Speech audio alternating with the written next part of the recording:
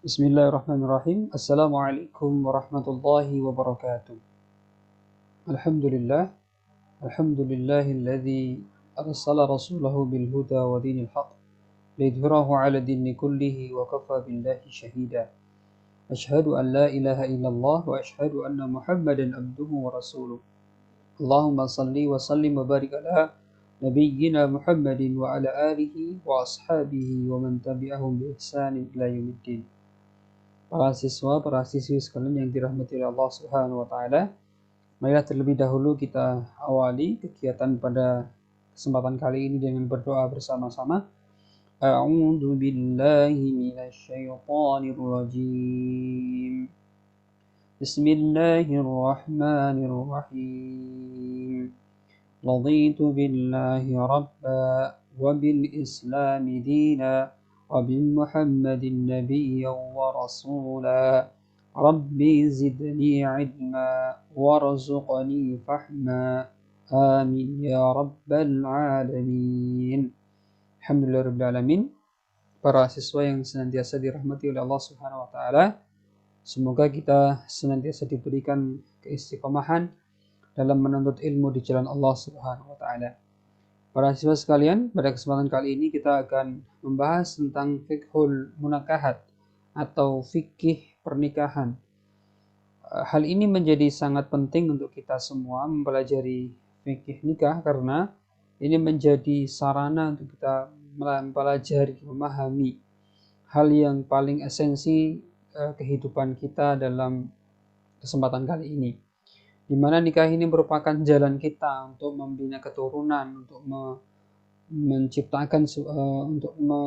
menciptakan kader atau melahirkan para kader yang terbaik, sehingga perlu kita mempelajari atau memahami tentang konsep atau hal-hal yang berkaitan dengan fikih pernikahan.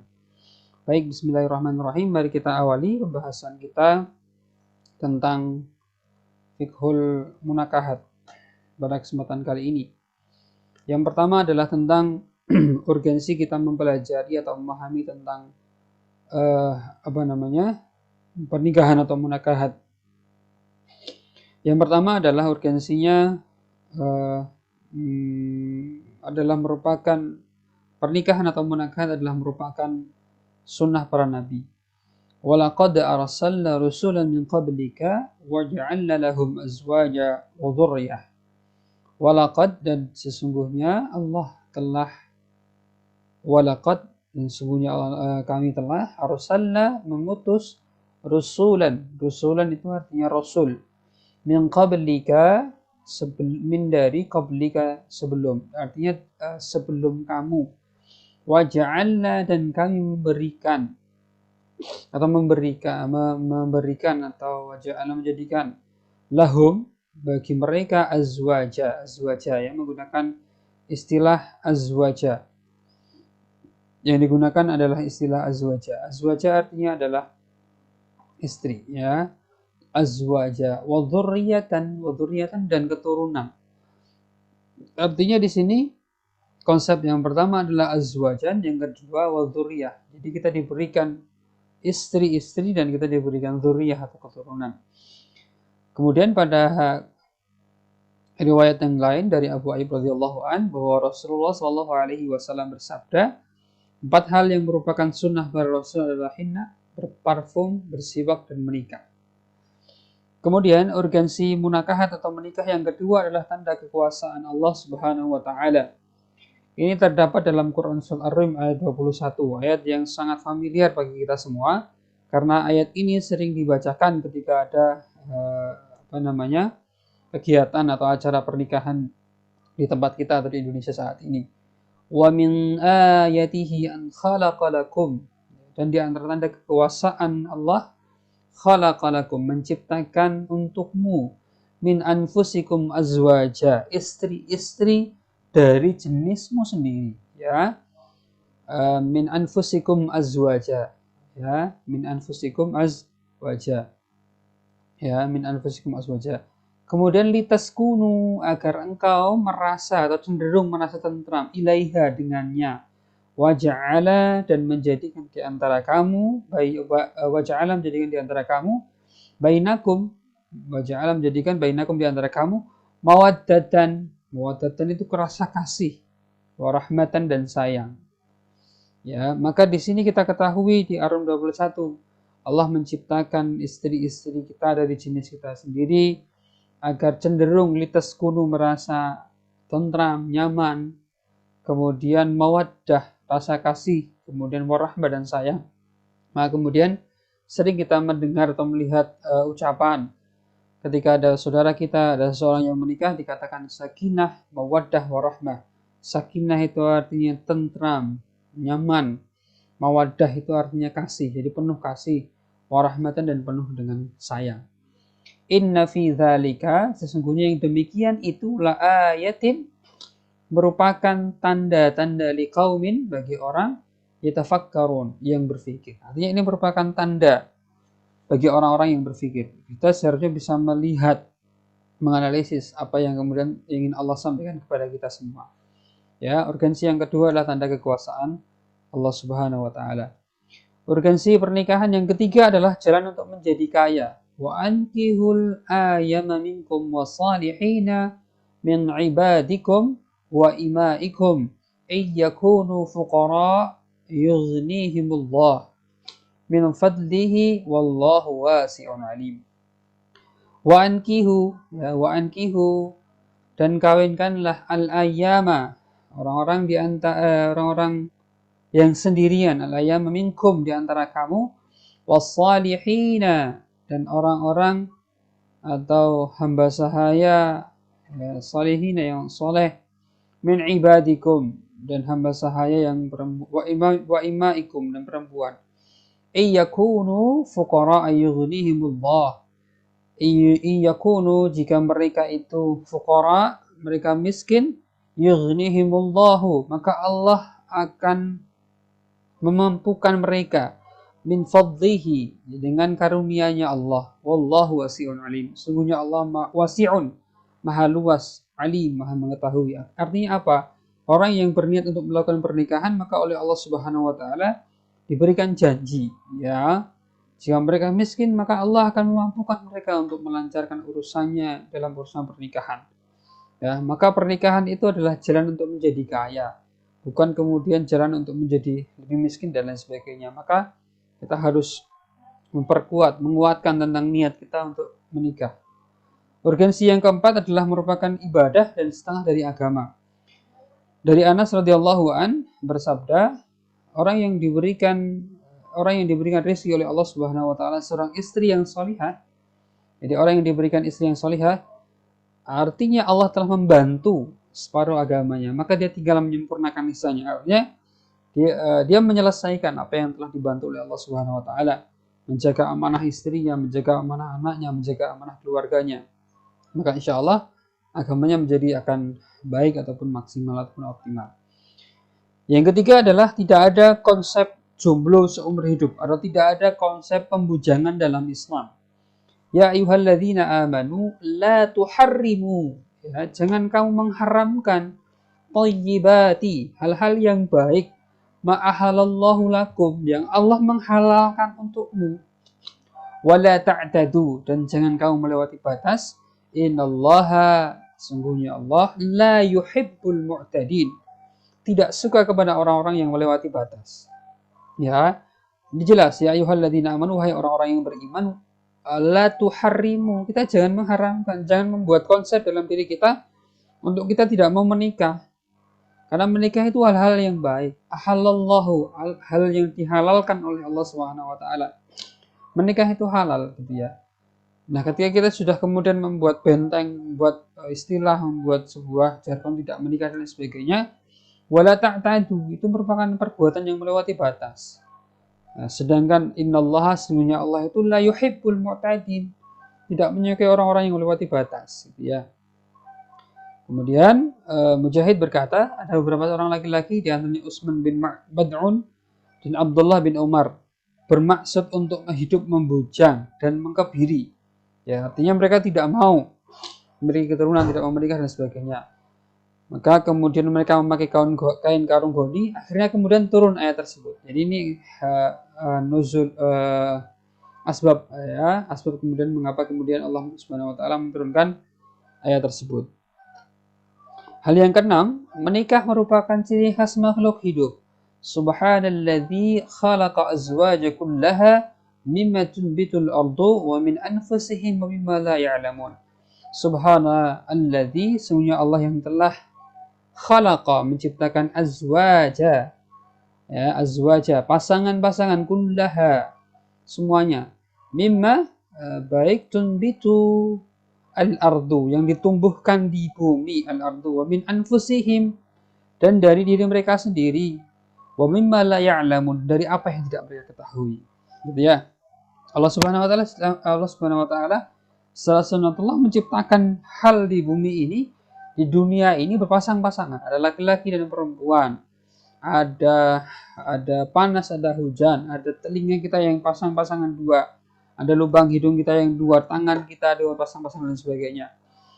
Ya, ditumbuhkan di bumi dari diri kita atau yang tidak kita ketahui, masalah jodoh dan sebagainya.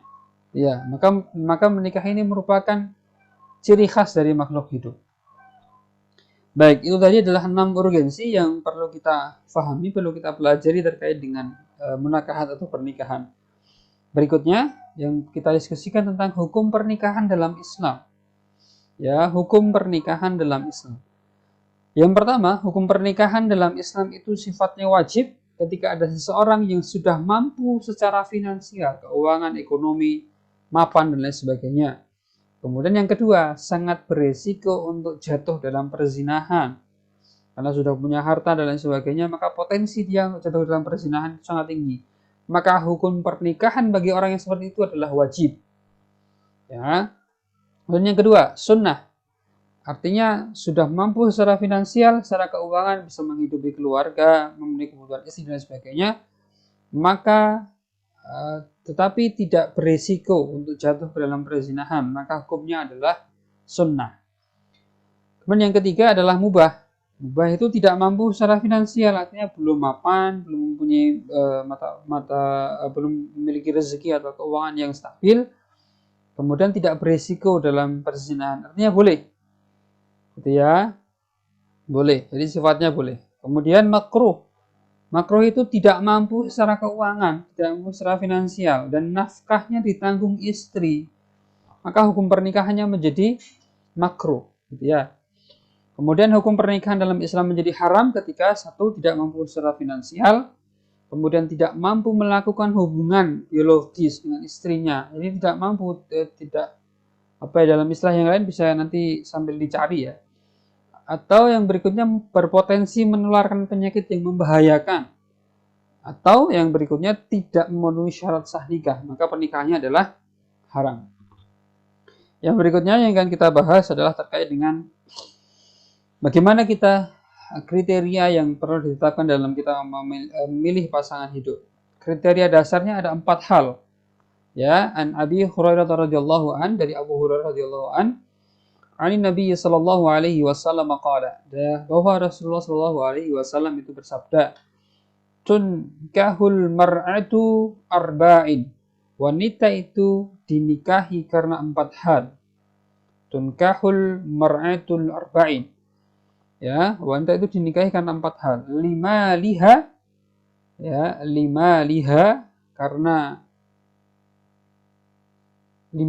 karena hartanya, ya, walihasabiha dan nasabnya, walijamaliha dan kecantikannya, walidiniha dan agamanya. Ya, Ustaz ulangi ya. Tunkahul mar'atul arba'in, ya, wanita itu dinikahi karena 4 hal. Limaliha, yang pertama karena hartanya, walihasabiha, yang kedua karena nasabnya, keturunan, walijamaliha, yang ketiga adalah karena kecantikannya, walidiniha, dan yang keempat adalah karena agamanya. Ya, urutan 1 2 3 4 ya. Fadfar bidatid din ya, maka perhatikanlah agamanya, taribat yadaka, maka kamu akan selamat. Jadi meskipun tadi mulanya dari harta, kemudian dari nasabnya, kemudian dari kecantikannya dan dari agamanya, tapi kemudian di hadis yang di bawah, yang garis bawah, ketika Anda memperhatikan agamanya, maka sesungguhnya itu jalan untuk menjadi selamat.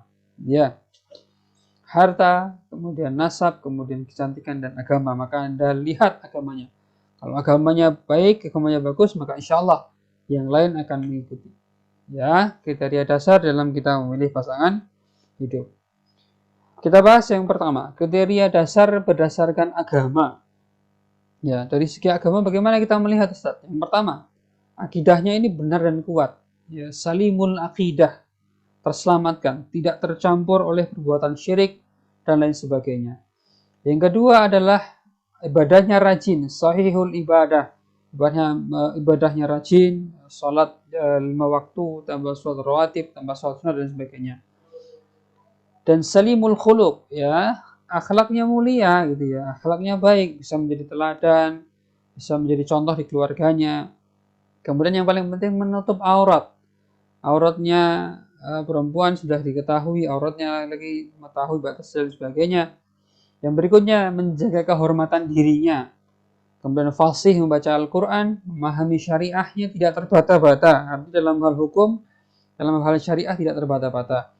Kemudian senantiasa berbakti kepada orang tua, menjaga lisan, pandai mengatur waktu, menjaga amanah yang diberikan kepadanya, baik itu amanah dari nanti istri, di suami atau dari orang tua dan sebagainya.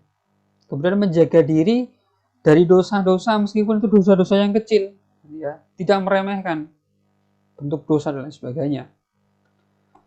Yang berikutnya, kriterianya adalah nasab atau kesuburan, dalam bahasa kita yang lebih familiar gitu ya. Tazawwaju, nikahilah wanita al-wadud yang banyak anak. Al-waladu fa inni mukathirun bikumul anbiya yaumal qiyamah. Karena aku berlomba dengan nabi lain pada hari kiamat. Ya. Maka di hadis ini menerangkan tentang anjuran untuk menikahi orang yang subur, sehingga biasanya sebelum pernikahan itu nanti akan dicek tentang organ dan lain sebagainya sebelum seorang akan melaksanakan pernikahan, sehingga pasangan itu mengetahui apakah pasangannya bagaimana dan seterusnya bisa dipahami.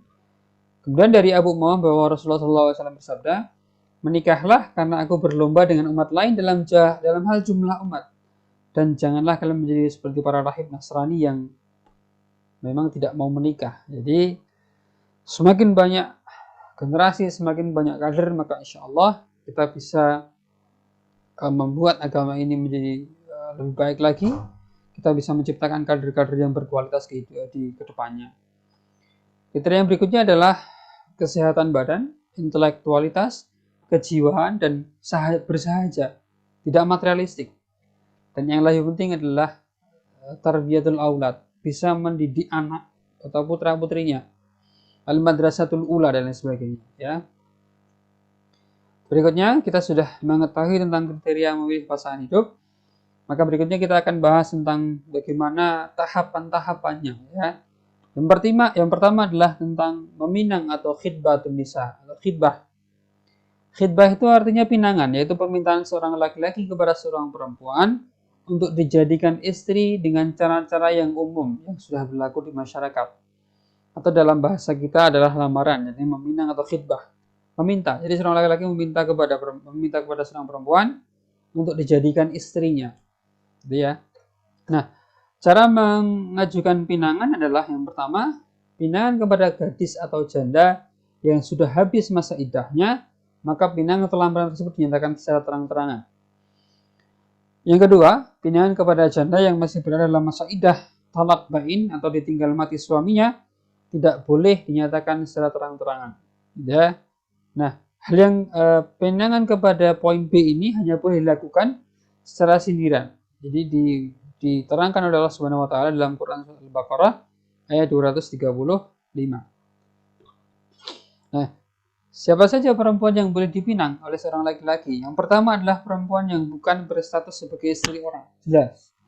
Kalau masih berstatus sebagai istri orang, maka tidak boleh, haram hukumnya. Maka harus mengetahui dengan jelas bibit, bobot, dan lain sebagainya. Statusnya bagaimana, identitasnya seperti apa, harus kita ketahui sebelum kita melaksanakan pernikahan. Yang kedua, perempuan tersebut tidak dalam masa iddah. Yang ketiga, perempuan itu belum dipinang oleh orang lain, gitu ya. Artinya ketika dia sudah dipinang, maka dia tidak boleh menerima atau tidak boleh dipinang oleh orang yang lain, gitu ya. Nah, kemudian bagaimana ketika kita berusaha untuk mengenal calon pasangan sebelum dalam proses khitbah dan sebagainya? Yang pertama adalah kita mendapatkan informasi yang dasar tentang bagaimana keluarganya, di mana dia tinggal, kelahirannya bagaimana, riwayat hidupnya bagaimana, gitu kan. Nah, setelah kita mendapatkan informasi dasar, bisa lewat teman, bisa lewat saudara dan sebagainya, maka berikutnya adalah kita melihat langsung, ya, melihat langsung. Ini pada hadis an Jabir radhiyallahu anhu qala, kalau Rasulullah sallallahu alaihi wasallam, "Idza khatabin ahadukum ila al-mar'ati fa in istata'a ay yanzura minha ma yad'u illa nikahiha falyaf'al." Apabila salah seorang di antara kamu hendak meminang seorang perempuan, kemudian dia dapat melihat sebagian apa yang kiranya dapat menarik untuk mengawinnya, maka kerjakanlah. Maka boleh. Jadi melihat calon istri, melihat calon orang yang belum dipinang itu boleh. Ya, bertemu, tapi tetap harus difasilitasi dalam proses pertemuan tersebut. Yang kedua, an Abi Hurairah radhiyallahu an, Nabi sallallahu alaihi wasallam qala, "Dirajuli tazawwaj imra'atan." Ya, bertanya kepada seorang laki-laki yang hendak menikahi wanita. Seorang laki-laki bertanya kepada Rasulullah bertanya kepada seseorang yang hendak menikahi seorang wanita. An-nazar, ya, an-nazarta ilaiha. Apakah kamu sudah pernah melihatnya? Maka kita an-nazarta. Jadi maka bisa kita ketahui bahwa sekarang orang menggunakan istilah nazar. Konsepnya sama, ya. Kalau dalam bahasa Indonesia melihat, kalau dalam konsepnya bahasa Arab an-nazar atau nazarta. Nazar melihat calon, gitu kan. Kemudian orang ini menjawab, "La, belum ya Rasulullah."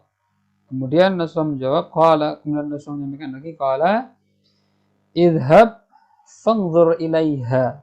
Maka pergi melihat dulu, lihat ya bagaimana. Jadi ketika hendak menikahi wanita, ya dinazar dulu, dilihat dulu bagaimana kondisinya, gitu ya. Itu. Kemudian melihat calon istri ataupun suami. Jadi melihat perempuan yang akan dinikahi itu disunnahkan oleh agama. Karena meminang calon istri merupakan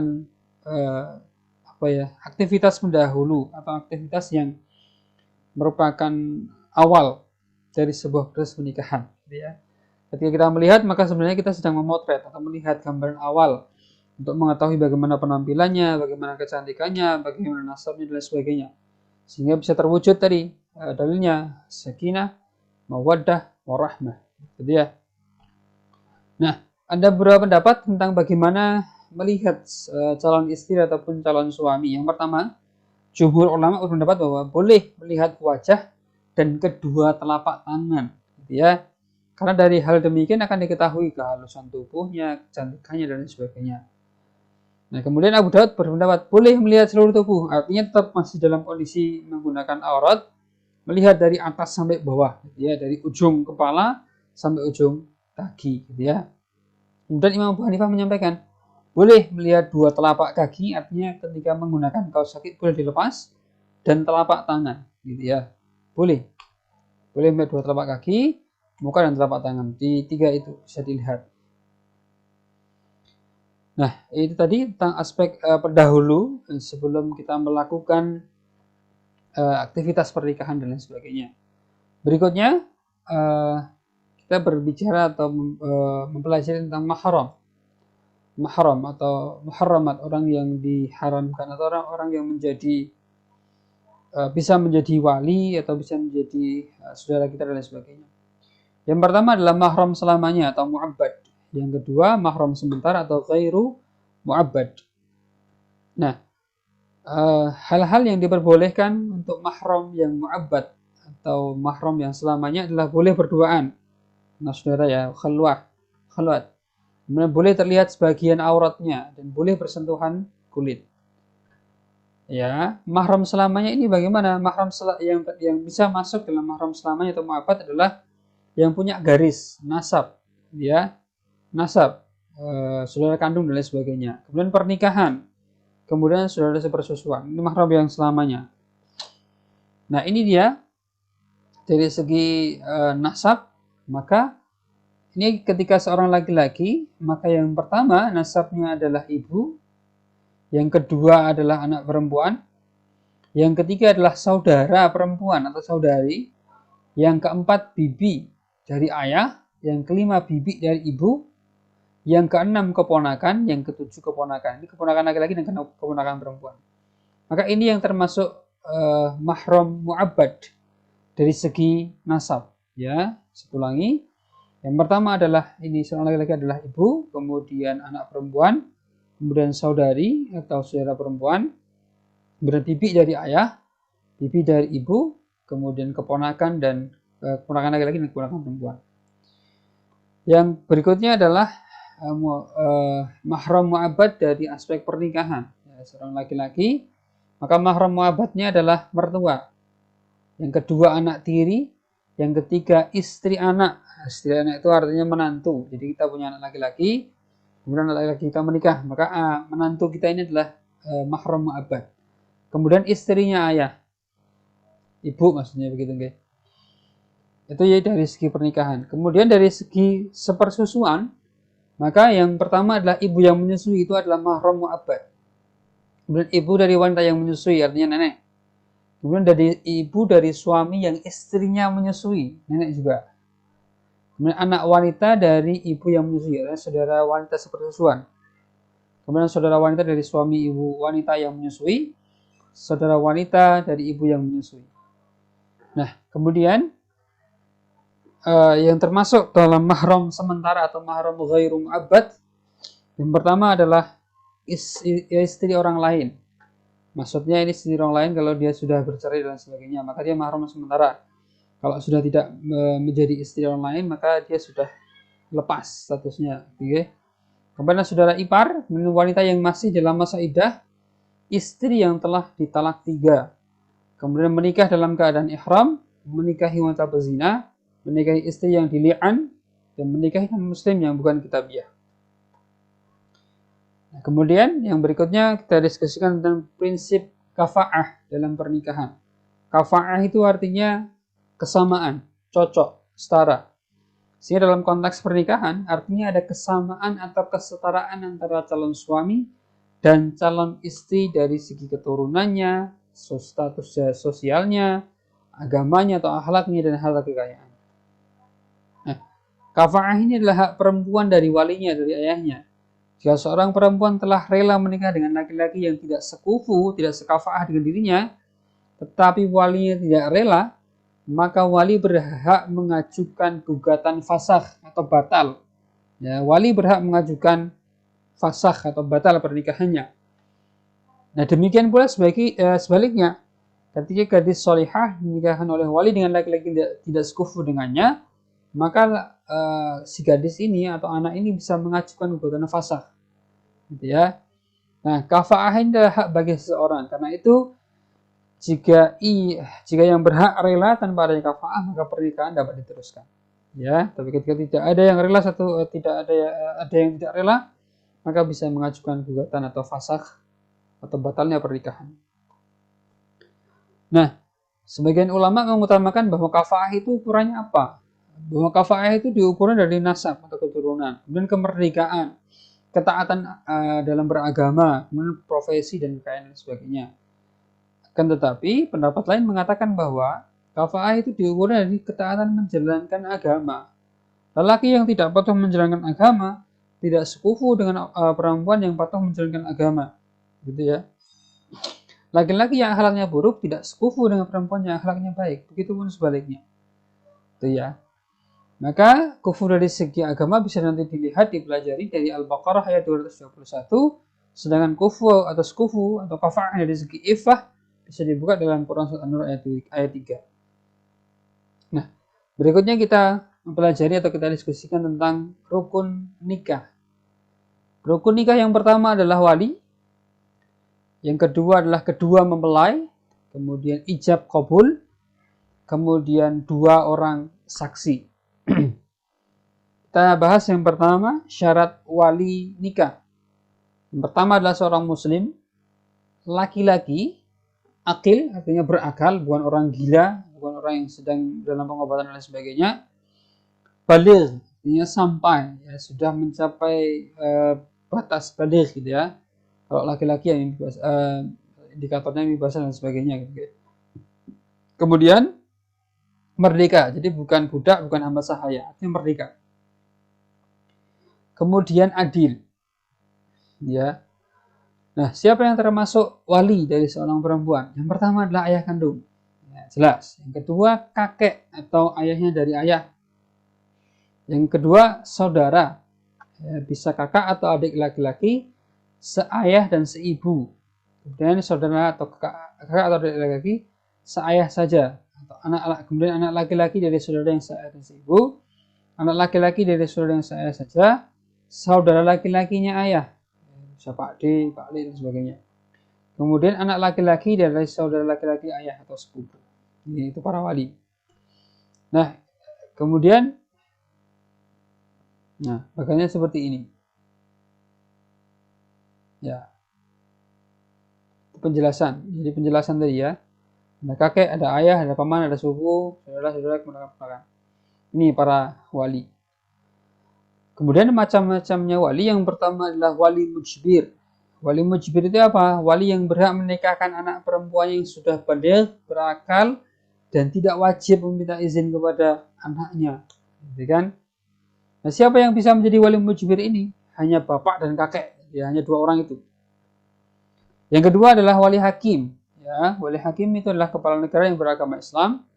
Artinya diserahkan kepada menteri agama, atau nanti sampai kita adalah pegawai pencatatan nikah atau KUA, ya, wali hakim. Nah, sebab seorang perempuan berwalikan hakim, yang pertama adalah tidak ada wali nasab, gitu ya. Jadi tidak kemudian serta-merta masih ada ayahnya, masih ada kakeknya, kemudian diwalikan kepada hakim, diwalikan kepada KUA, gitu ya. Maka kalau bisa menikahkan sendiri, menikahkan sendiri. Tidak ada wali nasab secara keturunan. Atau yang kedua, yang lebih dekat, tidak mencukupi syarat sebagai wali, atau wali yang jauh tidak ada, tidak ketemu. Yang ketiga, wali yang lebih dekat, gaib atau tidak berada, atau di luar wilayahnya, sehingga perjalanan safar dengan seorang untuk mengkonsol sholat dan sebagainya. Kemudian yang keempat, wali yang lebih dekat sedang melakukan ibadah haji atau umrah. Yang kelima, masuk penjara dan tidak dapat dijumpai, artinya nggak bisa keluar gitu ya. Kemudian wali yang lebih dekat tidak mau untuk menikahkan, dan wali yang lebih dekat secara sembunyi-sembunyi tidak mau menikahkan. Kemudian wali yang lebih dekat hilang, tidak diketahui tempatnya dan sebagainya. Tidak diketahui dan sebagainya. Maka boleh memwalikan atau walinya ini berpindah kepada wali hakim. Begitu. Nah, kemudian yang ketiga adalah wali adhal, atau wali yang tidak mau menikahkan anaknya karena calon suami yang akan dinikahi tersebut tidak sesuai dengan kehendaknya. Jadi bahasanya sekufu gitu ya. Nah, maka secara otomatis wali adhal ini adalah berpindah kepada wali hakim. Kenapa? Karena sekufunya ini dicari-cari alasannya gitu ya. Bukan hal yang dianjurkan secara syariat. Artinya sengaja menghalang-halangi gitu ya. Maka bisa berpindah secara otomatis kepada wali hakim. Nah, apabila seseorang adhalnya sampai 3 kali, maka perwaliannya pindah dari wali ab'ad bukan wali hakim. Artinya gitu ya, seperti itu. Maka keadaan yang kemudian dibolehkan adalah wanita itu tidak sekufu, mahar kemudian di bawah mahar itu dan sebagainya. Nah, rukun nikah yang pertama adalah calon suami beragama Islam, benar-benar seorang laki-laki. Jadi banyak kemarin pernah ada kasus ternyata setelah dicek itu bukan laki-laki tapi itu perempuan dan lain sebagainya. Maka ini penting menjaga identitas, mencari, kemudian melacak, mengidentifikasi bahwa laki-laki ini benar-benar seorang laki-laki gitu ya. Dan menikah bukan karena paksaan. Kemudian tidak beristri 4 gitu ya. Artinya ketika seorang laki-laki mau menikah, maka ketika dia sudah memiliki istri 4, maka ya harus ceraikan salah satu gitu ya. Jadi tidak boleh menikah sebelum dengan wanita lain hingga berakhir masa iddahnya. Kemudian mengetahui bahwa calon istri yang dinikahi ini bukan yang mahram, bukan haram. Artinya mahram yang mu'abbad gitu ya tadi. Dan calon istri bukanlah orang yang haram dimadu dengan istrinya, gitu kan?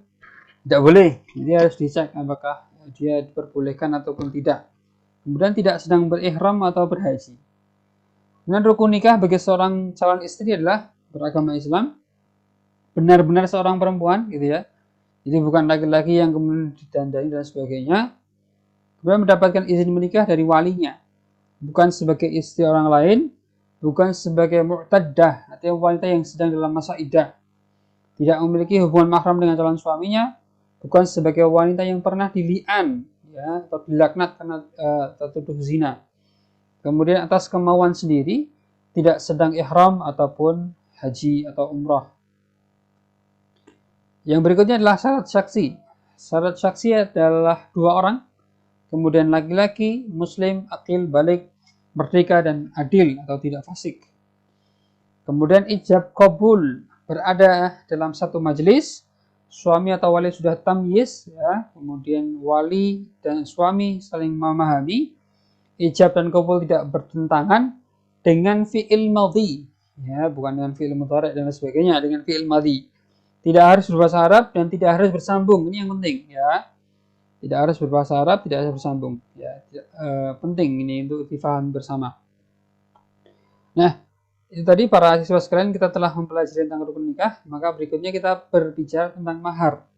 Apa itu mahar gitu kan? Mas kawin dan sebagainya. Mahar adalah pemberian wajib dari suami kepada istrinya karena sebabnya pernikahan. Ya, salah satu kewajiban suami adalah memberikan mahar karena ini merupakan simbol penghargaan laki-laki kepada istrinya. Ya, mahar bisa dalam bentuk benda ataupun materi ataupun manfaat, gitu ya. Maka Nabi Muhammad SAW menganjurkan kita sederhana dalam memberikan atau meminta mahar. Nah, jenis mahar ada 2. Yang pertama mahar musamma dan yang kedua adalah mahar mithil. Mahar musamma itu adalah mahar yang jenis dan jumlahnya disebutkan saat akad nikah berlangsung.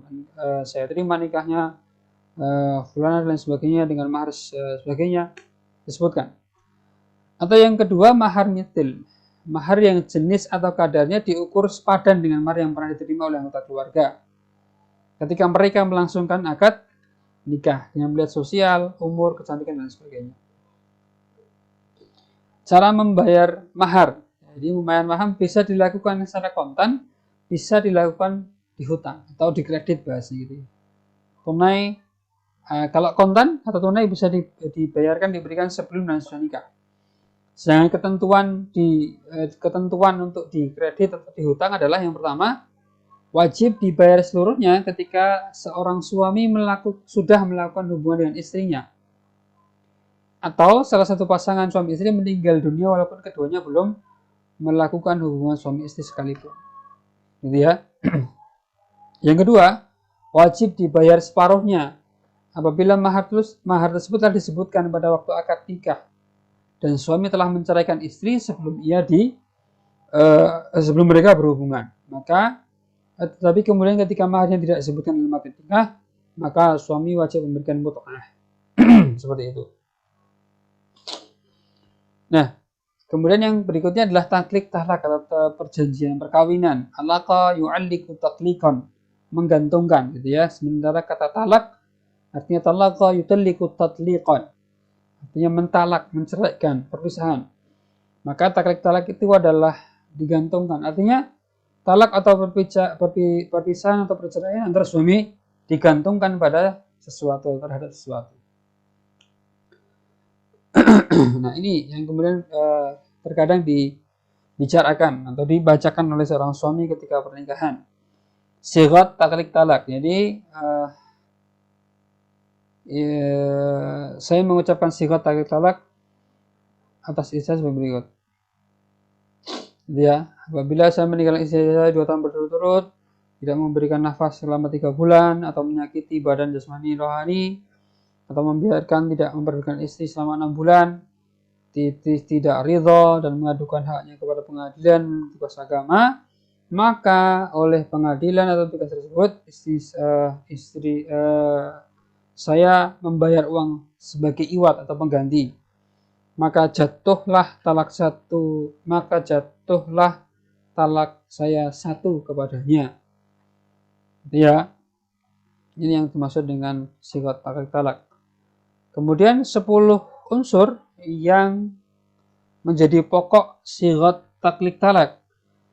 Yang pertama adalah suami meninggalkan istri. Jadi ada waktunya ya, 2 tahun dan sebagainya.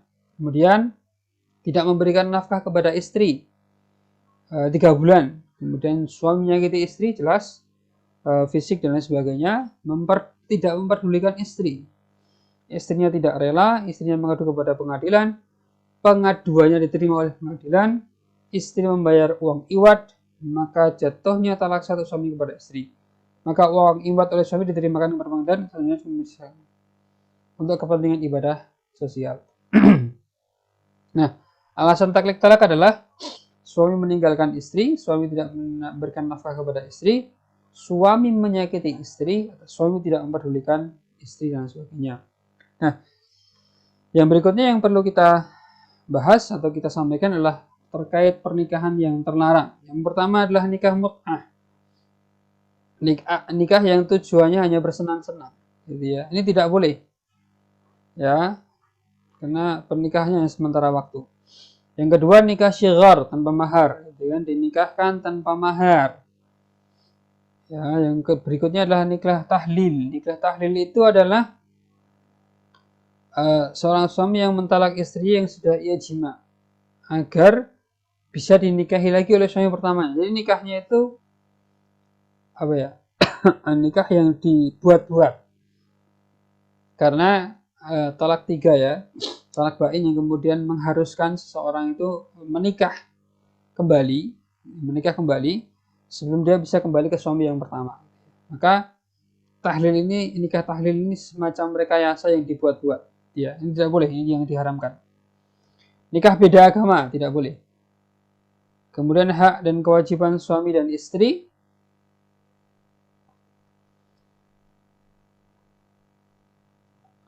Kemudian pernikahan menurut undang-undang di Indonesia dan hukum Islam. Ya, bisa mewujudkan keluarga yang sakinah, mawaddah, warahmah.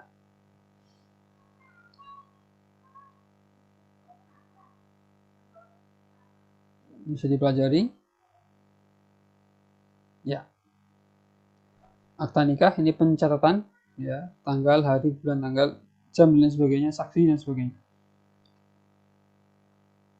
Kawin hamil, nah ini yang kemudian kadang sering didiskusikan ya. Bagaimana menikah dengan perempuan yang hamil ya. Dalam pasal 53 ayat 1, 2, dan 3 dari Kompleks Hukum Islam, seorang wanita hamil di luar nikah dapat dinikahkan dengan pria yang menghamilinya. Jadi bisa. Yang kedua, perkawinan dengan wanita hamil dapat dilangsungkan tanpa menunggu kelahiran terlebih dahulu. Artinya dalam posisi hamil bisa dilangsungkan pernikahan. Nah, dengan dilangsungkan pernikahan pada saat orang hamil tidak perlu nikah ulang, gitu ya, tidak perlu nikah ulang. Baik, terima kasih. Itu yang bisa Ustaz sampaikan. Semoga kita semua bisa mempelajari, mendapatkan makna, memperoleh ilmu yang telah Ustaz sampaikan. Tentunya hal yang telah Ustaz sampaikan banyak kekurangannya. Semoga para siswa sekalian dapat lebih memperdalam lagi dengan literatur atau sumber belajar yang lebih variatif, lebih kuat lagi, sehingga bisa memperkaya khasanah dalam aspek fikih kontemporer dalam hal menikahat. Terima kasih, itu yang bisa Ustaz sampaikan, Bapak sampaikan pada kesempatan kali ini. Semoga kita bisa menangkap esensi yang terpenting dan kita bisa mempersiapkan atau memantaskan diri sebagai calon orang yang akan menikah dan mendapatkan ridha dari Allah Subhanahu wa taala. Mari kita akhiri dengan bersyukur kepada Allah dengan mengucapkan tahmid dan doa kafaratul majelis secara bersama-sama. Alhamdulillahirabbil alamin. Subhanakallahumma wa bihamdika asyhadu an la ilaha illa anta astaghfiruka wa atubu ilaik. Mohon maaf bila banyak kesalahan. Jazakumullahu khairan katsiran. Wallahul muwafiq ila aqwamit thoriq. Nasrun minallah wa fathun qarib. Wa basyiril mu'minin. Tsumma assalamualaikum warahmatullahi wabarakatuh.